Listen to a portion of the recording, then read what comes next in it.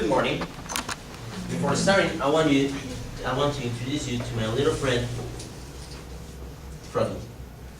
Do you like him? What would you say if I tell you that Froggy helped to develop one English class? My name is Diego Romero, and she is Maricela Hakamo, and this is Froggy. And Froggy was made 100% with recycled materials. Our claim is that art must be used to teach. And how? Why art?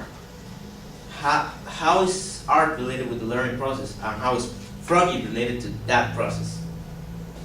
Well, first, I want to tell you the two arguments that we have. First, the fact that the concept of multiple intelligences, and second, the fact that art itself helps to develop important skills and to develop creativity. So, first, multiple intelligences. This concept of multiple intelligences was proposed by Howard Gardner in 1983. He proposed that we learn and that we perceive the world through 7 different ways, which are the spatial intelligence, which has to do with the ability to judge the space and to visualize ideas. The linguistic intelligence, which has to do with the ability to analyze words, written and oral. Logical mathematical intelligence has to do with the capacity to analyze a problem and resolve the body kinesthetic intelligence. It is the ability to control precisely the body movements. The musical is capacity to recognize pitch, melody, rhythm, and tone. Interpersonal is the ability to understand other people's feelings, and interpersonal is the ability to understand oneself feelings. So how is this related with art and the learning process? Well, as I said before, we learn different. As Howard Gardner said once, 7 kinds of intelligences would allow 7 ways to teach rather than 1. So now I want you to visualize an English class in a public school in our country. Okay? Imagine this overcrowded classroom and the teacher trying to teach to each one of the students and trying to understand in which way each student learns better, in which way he understands the subject. It's kind of ridiculous to think that he will be able to spend 1 hour with each student, or at least for 1 lesson with each one of them.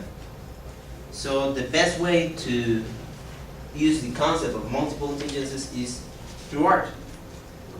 The creation of this piece of art, the creation of Froggy, a bunch of students had to speak, had to judge, they had to listen to their classmates, they had to judge, to find a way to solve problems. So as you can see, this simple project involves the 7 types of intelligences. And imagine a bunch of students trying to do this, to do all that, while they are speaking English. So they are learning. Well, but what are the benefits of using art in our schools today? Well, according to the article published by the British Council, the Museum of Children's Art in Oakland, ChooseArt.com, and Fundación Cisneros, a specialized foundation that creates art programs for schools. And there are so many benefits that use can bring to both students and for the teachers. And Froggy is the perfect example for this. But, well, art heightens self-esteem and increases the motivation to learn. This means that students are able to involve in the class in a different way, and they can express their opinions freely and without fearing that a classmate is going to make fun of them. And also, this heightens confidence so that they will continue to participate in class activities. Also, art develops problem-solving and judgment skills, as Diego already said. So, for example, with Froggy, the students came up with many ideas, but they had to make some choices, because as everything in life, we have to make choices. And they had to select the best ideas that they think of, and that makes them think for themselves. Nobody's telling them what they should or shouldn't do. Also, art improves visual discrimination skills. Well, and this is a fact that 3% of the children learn by using their visual skills. So the teacher talking is not enough for them to learn. And with, for example, with Froggy, they learn colors, and they learn how to communicate between them, and they practice their fluency, because it wasn't an English class, so they had to practice that, and Froggy was very helpful for them. Also, art develops self-discipline. So undisciplined students are able to pay much more attention to the classes than they did before, because they are more interested in the art than in the normal class when the teacher speaks and they receive the information. And last but not least, art tends to improve academic performance, which might be a concern by many parents. So I'm going to give you 2 examples of this, but there are many other examples in this field, this case. So for example, in math, children develop the skill of observation. They tend to observe more, which is a very important skill when they study math. Also, in Spanish, they improve their listening and comprehension skills. And so, from all this, we see that lessons based on art are the most appropriate way for children to learn. But how are we going to pay for all of this? Okay. So, in our country, according to the article "Me modificará enseñanza de artes y música en colegios" by Javier Villegas, only 14.7% of our students receive art in their schools. Why? The main reason is because art is extremely expensive, right? Well, wrong. Just take a look at Froggy. Okay? This fellow is pretty cheap, actually.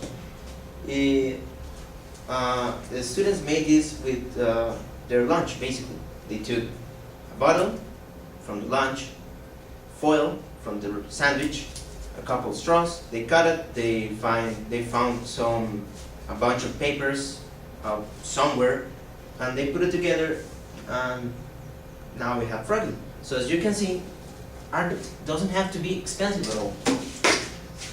Sorry, Froggy. We can use paper, bottles, plastic bags. We can use whatever we can find. What we need is a teacher that wants to do something creative. So art doesn't have to be expensive. If someone tells you that it is impossible, he's lying. Well, now that we solved the economic problem, you might be thinking, but how are we going to do this if teachers are not trained for doing this? Well, the answer for that is the program Piensa en Arte or Think Art by Fundación Cisneros, the one that I told you before, which is specialized in art programs for schools. And this program was signed by the Minister of Education, Leonardo Garnier, in 2006. But how is it that this works? Well, first, the trainers of the program will teach workers from museums, which will be in charge of training the teachers, so that later on their teachers in their schools or high schools, they will be in charge of guiding the students' activities and conversations, and so that in that way they will learn in a better way the subject that they are studying. And this program has been applied in 8 schools here in our country, and it has been successfully applied too in some other Latin American countries like Mexico, Argentina, El Salvador, and Venezuela. So it should work here as well.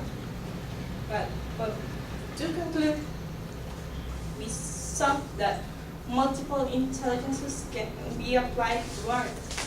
Art is the key to apply multiple intelligences that will lead to a better understanding of the subjects by the students.